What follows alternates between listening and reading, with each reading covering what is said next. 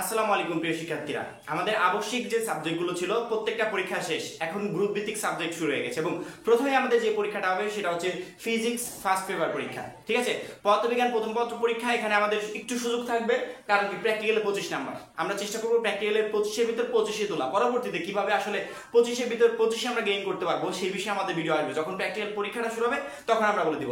এখন আমাদের টেনশন হচ্ছে এই 50 এবং এই 25, এই 75 মার্কের।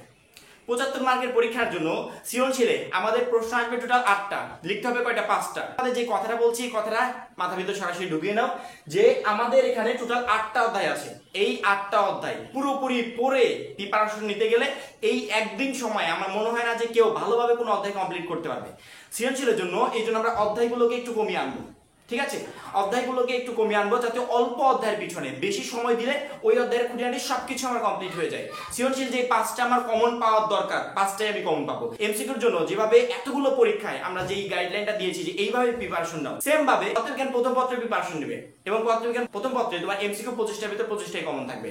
প্রথমত সৃজনশীলের জন্য আমরা তোমাদেরকে 8টা চ্যাপ্টার থেকে চ্যাপ্টারগুলোকে আরো কমিয়ে আনি, যে 2024 সালের জন্য সবথেকে গুরুত্বপূর্ণ যে চ্যাপ্টারগুলো বা কোন কোন চ্যাপ্টার পড়লে তুমি ইজিলি 5 সেট প্রশ্ন পরীক্ষার হলে কমন পেয়ে যাবে। সবগুলো অধ্যায় পড়ে প্রিপারেশন নেওয়ার কোনো দরকার নেই, অধ্যায়গুলোকে একটু কমিয়ে আনি। প্রথমত আমাদের ভৌত জগত পরিমাপ, এটা হচ্ছে আংশিক। ঠিক আছে, এই অধ্যায়টা আংশিক এবং এই অধ্যায় থেকে প্রশ্ন আসার সম্ভাবনা নেই বললেই চলে। ঠিক আছে, নেই বললেই চলে। সেক্ষেত্রে আমরা প্রথম অধ্যায়টাকে একটু স্কিপ করছি। প্রথম অধ্যায়টা আমরা স্কিপ করছি, এখান থেকে প্রশ্ন আসবে না, তবে এমসিকিউ কোশ্চেন হবে। এমসিকিউতে আমরা পরে আসছি। প্রথমত সৃজনশীলের সাজেশনটা দিয়ে দিই। এই অধ্যায়টাকে আমরা স্কিপ করছি এবং অনেকে তোমাদের অধ্যায়ের ভিতর থেকে আবার সাজেশন দিবে, এই পয়েন্টগুলো পড়ো, এগুলো পড়ো না, এভাবে সাজেশন দিবে। আমার মনে হয় এই কোয়ালিটি সাজেশন দেওয়ার থেকে যদি কোনো অধ্যায় বাদ দিতে হয় সৃজনশীলের জন্য, আমি টোটালি বাদ দিয়ে দিলাম, আমি অধ্যায়টা পড়বো না। কিন্তু ওই যে একটু পড়বো না, এই কোয়ালিটির কাজ কেউ করো না। এইগুলো আমাদের প্রথমত সময় নষ্ট করে, দ্বিতীয়ত প্রচুর পরিমাণে ক্ষতি করে। এমসিকিউর জন্য হলো আমাকে পুরো অধ্যায়টা পড়তেই হবে। সেক্ষেত্রে আমি একটা অধ্যায়ের এইটুকু পড়বো না, এই ধরনের পড়ার কোনো দরকার নেই। এগুলো আমাদের সময় নষ্ট করবে শুধুমাত্র। যে অধ্যায়টাকে ধরবে ওই অধ্যায়ের খুঁটিনাটি সবকিছু তোমাকে কমপ্লিট করতে হবে। প্রথম অধ্যায় ভৌত জগত পরিমাপ, প্রশ্ন আসবে না বললেই চলে, সেক্ষেত্রে আমরা এই অধ্যায়টাকে স্কিপ করছি। দ্বিতীয় অধ্যায় ভেক্টর, এখান থেকে একটা প্রশ্ন হতে পারে, আবার দুইটাও আসতে পারে। তারপরে 3 নাম্বার অধ্যায়টা আমাদের সংক্ষিপ্ত সিলেবাসে নেই, পরবর্তীতে 4 নাম্বার চ্যাপ্টার। 4 নাম্বার অধ্যায় থেকেও হয় একটা প্রশ্ন আসবে, নয়তো বা দুইটা আসবে। তারপরে 5 নাম্বার কাজ শক্তি ক্ষমতা, এখান থেকে তোমরা একটা কনফার্ম পাচ্ছ। মহাকর্ষ বিকর্ষ, এখান থেকেও একটা কনফার্ম। 7 নাম্বার পদার্থের গাঠনিক ধর্ম, এখান থেকেও একটা আসবে। 8 নাম্বার পর্যায়বৃত্ত গতি, এখান থেকেও একটা আসবে। 10 নাম্বার আদর্শ গ্যাস ও গ্যাসের গতিতত্ত্ব, এখান থেকেও একটা আসবে। আমাদের টোটাল প্রশ্ন হলো কয়টা? 2টা, 4টা, 6টা, 7টা। এখন আমাদের প্রশ্ন কিন্তু 7টা হয়ে গেছে যদি আমরা সবগুলোকে একটা একটা করে ধরি। আবার যদি এইদিকে আমরা 2টা করে ধরি, যে এখানে 2টা এখানে 2টা, তাহলে কিন্তু আমাদের প্রশ্ন এখানে কিন্তু 9টা হয়ে যায়। এখন এখানে কাহিনী আছে, কাহিনীটা হচ্ছে ভেক্টর থেকে যদি 2 সেট প্রশ্ন হয় তাহলে নিউটনিয়ান বলবিদ্যা থেকে একটা প্রশ্ন হবে। আবার 4 নম্বর অধ্যায় নিউটনিয়ান বলবিদ্যা থেকে যদি 2টা প্রশ্ন হয় তাহলে ভেক্টর থেকে একটা প্রশ্ন হবে। এভাবে তোমাদের 8 সেট প্রশ্ন আসবে। ঠিক আছে, এই 2 এবং 4 অধ্যায় থেকে 3টা প্রশ্ন হবে, 3টা। পরবর্তীতে এই যে 4টা, 5টা, 6টা, 7টা, 8টা, এই টোটাল 8 সেট প্রশ্ন তোমাদের পরীক্ষায় আসবে।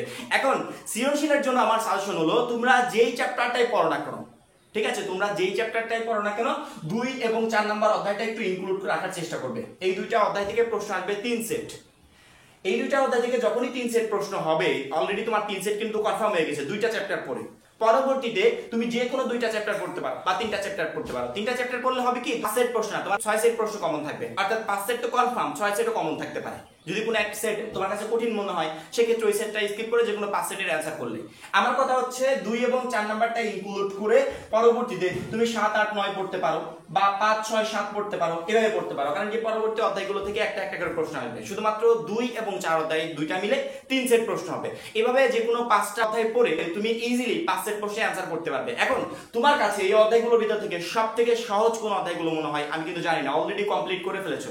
যে অধ্যায়গুলো কমপ্লিট করেছো সেগুলোই তুমি পড়ার চেষ্টা করো। কারণ কি সময় একেবারে অল্প, আমাদের হাতে সময় নেই এবং এই সময়ে আমরা নতুন কোনো চ্যাপ্টার ধরবো না ওইভাবে। যে চ্যাপ্টারগুলো আমরা এতদিন যাবত পড়ে আসছি ওইগুলোই আমরা পড়ার চেষ্টা করব, ঠিক আছে? এই জন্য 2 এবং 4 নাম্বার অধ্যায়ের সাথে বাদ বাকি যে কোনো 3টা চ্যাপ্টার যদি তুমি মনে করো না 2টা চ্যাপ্টার আমি ইনক্লুড করতে পারো, তাহলে তোমার 4টা অধ্যায় পড়ে 5 সেট প্রশ্ন তোমার ইজিলি কমন থাকবে। রিস্ক নেওয়ার দরকার নেই যে আমি এটা বাদ দিয়ে দিলাম, ওইখান থেকে প্রশ্ন আসতে পারে। যে অধ্যায়টা তুমি ধরবে ওই অধ্যায়ের খুঁটিনাটি সবকিছু তুমি কমপ্লিট করবে। এভাবে সৃজনশীলের জন্য একটা বেস্ট প্রিপারেশন নেবে। সৃজনশীলের জন্য আমরা চ্যাপ্টারগুলোকে কমিয়ে দিলাম যাতে অল্প চ্যাপ্টারের উপর বেশি সময় দিতে পারো এবং ওই চ্যাপ্টারের খুঁটিনাটি সবকিছু তোমার কমপ্লিট হয়ে যায়। এবার আসি এমসিকিউতে। আমাদের পদার্থবিজ্ঞানে এমসিকিউটা হচ্ছে বড় প্রবলেম না, এবং এমসিকিউ নিয়ে কথা বলার আগে আমি প্রথমে একটা কথা বলে দিই যে এমসিকিউর অ্যান্সার কিভাবে করবে। যখন পরীক্ষার হলে গিয়ে তোমার এমসিকিউটা সামনে আসবে, পদার্থবিজ্ঞান বলো বা গণিত সম্পর্কিত, গণিত রিলেটেড যে অধ্যায়গুলো আমাদের আছে প্রত্যেকটা অধ্যায় এমসিকিউ ক্ষেত্রে প্রবলেম হয় যে 25টা এমসিকিউ 25 মিনিটে কমপ্লিট করা যায় না। কোনো এমসিকিউ আমি দেখার সাথে সাথে 10 সেকেন্ডের ভিতর গোল পূরণ করে দিলাম, কোনো এমসিকিউ নিয়ে আমাকে 2 মিনিট কাজ করতে হচ্ছে, সেক্ষেত্রে 25টা এমসিকিউ 25 মিনিটে কমপ্লিট করা কিন্তু খুব চাপ হয়ে যায়। তোমাদের প্রথম কাজ হবে যখনই এমসিকিউটা তুমি হাতে পাবে, হাতে পাওয়ার সাথে সাথে 1 নাম্বার কমন আসছে গোল পূরণ করে ফেলো, 2 নাম্বার কমন আসছে না রেখে দাও, 3 নাম্বার কমন আসছে না রেখে দাও। ওই যে 2 এবং 3 কমন আসে না ওইটা নিয়ে চিন্তা ভাবনা করার সময় নেই। প্রথমত তোমার যদি 5টা কমন থাকে বা 10টা কমন থাকে ওইগুলো এক একটার পিছনে তোমার 1 মিনিট করে সময় ছিল, কিন্তু তোমার 1 মিনিট করে সময় লাগে নাই। তুমি 1 মিনিটে তোমার যেগুলো কমন সেগুলো তুমি গোল পূরণ করে ফেলেছো, সে 5টা হোক বা 10টা হোক। পরবর্তী ওইখান থেকে কিন্তু তোমার অনেকটা সময় সেভ হচ্ছে। এখন তোমার যেগুলো প্রবলেম সেগুলোতে তুমি বেশি সময় দিতে পারো, কিন্তু প্রথমে প্রবলেমগুলো নিয়ে যদি কাজ করতে যাও সেক্ষেত্রে আমার মনে হয় এমসিকিউর জন্য যে 25 মিনিট সময় তোমাকে দেওয়া হয়েছে এই সময় তুমি 25টা এমসিকিউ কখনো কমপ্লিট করতে পারবে না। প্রথমত যেগুলো পারো সেগুলো ফটাফট দাগিয়ে ফেলবে, পরবর্তীতে যেগুলো প্রবলেম ওইগুলোতে বেশি সময় দিয়ে ওগুলো কাজ করার চেষ্টা করবে, ঠিক আছে? এমসিকিউর জন্য বেস্ট প্রিপারেশন নিতে হলে তুমি যেই লেখকের বইটা পড়ছো বা যেই রাইটারের বইটা পড়ছো, যদি ভালো রাইটার হয় সেক্ষেত্রে অবশ্যই তুমি ওই বইটা পড়বে। ওই বইয়ের প্রথম থেকে শেষ পর্যন্ত তোমার যেগুলো চ্যাপ্টার আছে টোটাল 8টা চ্যাপ্টার থেকে এমসিকিউ প্রশ্ন আসবে, একটা চ্যাপ্টারও স্কিপ হবে না। প্রত্যেকটা চ্যাপ্টার থেকে কিছু কিছু করে এমসিকিউ দিয়ে 25টা এমসিকিউ তারা মিলাবে। এই জন্য প্রত্যেকটা চ্যাপ্টার প্রথম থেকে শেষ পর্যন্ত সুন্দরভাবে আন্ডারলাইন করবে। যারা অলরেডি আন্ডারলাইন করে ফেলেছে, এই আন্ডারলাইন করার কথা কিন্তু আমরা অনেক আগে থেকে বলে আসছি। তারপরে পরবর্তীতে সুন্দরভাবে রিডিং করবে, 5 বার 10 বার রিডিং করার পরবর্তীতে বই সম্পর্কে একটা ধারণা চলে আসছে। এখন তুমি গাইড বা টেস্ট পেপারে যাবে, এবং গাইড বা টেস্ট পেপারে আরেকটা মজার বিষয় সেটা হচ্ছে বিশেষ করে আমাদের গ্রুপ ভিত্তিক সাবজেক্টগুলোতে এটা হয় যে সেম টু সেম হুবহু তুলে দেয় না, কিন্তু প্রশ্ন একই থাকে। 2023-এ বলো 22-এ বলো যে প্রশ্নটা আসছিল সেম প্রশ্নটা তোমার 24-এ তুলে দিবে।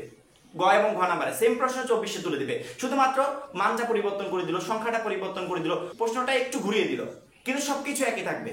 এই জন্য বিগত কয়েকটা বছরের বোর্ড কোশ্চেন গুলো একটু কমপ্লিট করার চেষ্টা করবে। বোর্ড কোশ্চেন গুলো কমপ্লিট করলে হবে কি তোমার কি কোন টাইপের প্রশ্ন আসবে পরীক্ষায় বা প্রশ্ন সম্পর্কে টোটালি তুমি ধারণা পেয়ে যাবে। এবং বিগত কয়েকটা বছরে তোমার যে এমসিকিউ গুলো আছে ওইগুলো হচ্ছে প্র্যাকটিস করবে। আমরা যখনই মূল বইটাকে 5 থেকে 6 বার রিভাইজ দিয়ে দেবো, সুন্দরভাবে কমপ্লিট করে ফেলবো। আমাদের প্রিপারেশনটাকে আমরা যাচাই করব বোর্ড কোশ্চেনের মাধ্যমে। প্রথমেই বোর্ড কোশ্চেন থেকে বা গাইড থেকে প্রিপারেশন নিব না। আমাদের প্রত্যেকটা সাবজেক্ট পরীক্ষার জন্য আমাদের মেইন প্রিপারেশন থাকবে মূল বই থেকে। যখনই মূল বইটা টোটালি কমপ্লিট আমার আয়ত্তে চলে আসছে তখন আমি আমার প্রিপারেশনটাকে যাচাই করে নিব। বোর্ড কোশ্চেন হোক, টেস্ট পেপার হোক, গাইড থেকে হোক, আমি আমার প্রিপারেশনটাকে যাচাই করবো ওইখান থেকে। কিন্তু আমার প্রথম প্রিপারেশন হবে মূল বই থেকে। মূল বইটাকে যেই কবে পারো পরীক্ষার আগ পর্যন্ত রিভাইজ দিতে থাকবে। রিভাইজ দিতে দেখবে যে তোমাকে যেখান থেকে এমসিকিউ করা আছে তুমি ইজিলি অ্যান্সার করতে পারছো, তোমার যেখান থেকে সৃজনশীল আসছে তুমি সহজেই বুঝতে পারছো এবং অ্যান্সার করতে পারছো। এই জন্য মূল বই রেখে গাইড, টেস্ট পেপার এগুলোতে আগে যেও না, আগে মূল বইটা কমপ্লিট করো, পরবর্তীতে ওইখানে যাও। এবং সৃজনশীলের জন্য বিশেষ করে আমাদের বিগত কয়েকটা বছরের যে বোর্ড কোশ্চেন গুলো আছে ওগুলো কমপ্লিট করবে। ওইখান থেকে আসলে অনেক কমন পাওয়া যায়। আমার যদি সেম টু সেম নাও আসে একটু ঘুরিয়ে দেয়, তারপরে প্রশ্নের কাঠামোটা কিন্তু একই থাকে। ওইগুলো কমপ্লিট করলে প্রথমত তুমি প্রশ্ন সম্পর্কে টোটালি ধারণা পেয়ে যাবে যে সাধারণত বোর্ড পরীক্ষাতে কোন টাইপের প্রশ্ন এসে থাকে। আবার প্রশ্নটাকে যদি হালকা পাতলা একটু পরিবর্তন করে ওই সেম কোয়ালিটির প্রশ্ন যদি পরীক্ষা দিয়ে দেয় তাহলে তো কথাই নেই, সেক্ষেত্রে আমরা ইজিলি অ্যান্সার করতে পারবো। এই বিষয়গুলো মাথায় রাখবে এবং ফিজিক্সের জন্য প্রিপারেশনটা আসলে এইভাবেই নিবে। এভাবে প্রিপারেশন নিলে ইনশাআল্লাহ পরীক্ষার হলে তুমি 100% প্রশ্ন কমন পাবে। এমসিকিউ যেভাবে বললাম ওর বাইরে অতিরিক্ত মানে নিজে মাতবাড়ি করে কি প্রিপারেশন নিতে যেও না, সেক্ষেত্রে প্রচুর পরিমাণে প্রবলেম করবে। সময় অল্প, এই সময় 1 সেকেন্ডও নষ্ট করা যাবে না। যেভাবে বললাম সেভাবে প্রিপারেশন নেয়। এবং সৃজনশীলের জন্য তোমাদেরকে যে চ্যাপ্টারগুলো বললাম যে 2 এবং 4 নাম্বার চ্যাপ্টারকে সাথে রেখে বাদ বাকি যদি 2টা চ্যাপ্টার পড়ো তারপরে 5 সেট প্রশ্ন কমন থাকবে। সেক্ষেত্রে আমি 2টা না বলে আমি বলছি তুমি 3টা চ্যাপ্টার কমপ্লিট করো। 2টা এবং 3টা এই 5টা চ্যাপ্টার কমপ্লিট করলে তোমার 6 সেট প্রশ্ন কমন থাকছে এবং 6 সেটের ভিতর তোমার যেই 5 সেট ভালো লাগে, সহজ মনে হয়, ওই 5 সেটের অ্যানসার তুমি পরীক্ষার হলে করে সুন্দরভাবে চলে আসতে পারবে। সবারই টার্গেট থাকবে পদার্থবিজ্ঞানের জন্য আমি A+টা তুলতে পারি। এবং আমাদের প্র্যাকটিক্যালে তো 25 আছে। এই 25-এর ভিতর 25 তোমরা কিভাবে পাবে বা কি করলে 25-এর ভিতর 25 পাওয়া যায় সেই বিষয়ে আমাদের প্র্যাকটিক্যাল পরীক্ষার সময় অবশ্যই ভিডিও আসবে। এখন এই পর্যন্তই। পরবর্তী সাজেশনের জন্য চ্যানেলটা সাবস্ক্রাইব করে পাশে বেল আইকনটাতে ক্লিক করে রাখবে। সবাই ভালো থাকবে, সুস্থ থাকবে, খোদা হাফেজ।